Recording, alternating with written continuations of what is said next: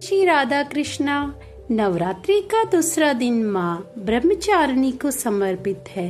ब्रह्मचारिणी का अर्थ होता है, ब्रह्म का अर्थ है तप और चारिणी का अर्थ होता है आचरण करने वाली, तप का आचरण करने वाली।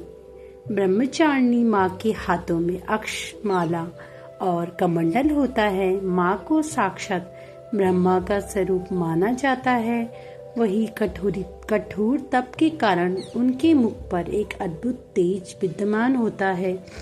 नवरात्रि के दूसरे दिन माँ भगवान के स्वरूप माँ कुष्मांडा की विधि विधान से पूजा और व्रत आदि किया जाता है। आइए सुनते हैं एक पौराणिक कथा।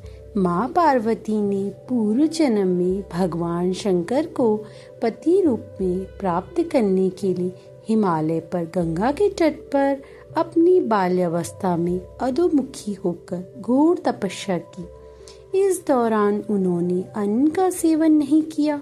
काफी समय तक सूखे पत्ते चबाकर काटी और फिर कई वर्ष तक उन्होंने केवल हवा पीकर ही व्यतीत किया। माता पार्वती की स्थिति देखकर उनके पिता अत्यंत दुखी थे। फिर एक दिन नारद भगवान विष्णु की ओर से पार्वती जी के विवाह का प्रस्ताव लेकर माँ पार्वती के पिता के पास पहुँचे, जिसे उन्होंने स्वीकार किया। पिता ने जब माँ पार्वती को उनके विवाह की बात बताई तो माँ पार्वती बहुत दुखी हुई और जोर जोर से विलाप करने लगी। फिर उनकी एक सखी के पूछने पर माता ने उसे बताया कि वह कठोर व्रत भगवान शिव को पति के रूप में प्राप्त करने के लिए कर रही है, जबकि उनके पिता उनका विवाह भगवान विष्णु से कराना चाहते हैं।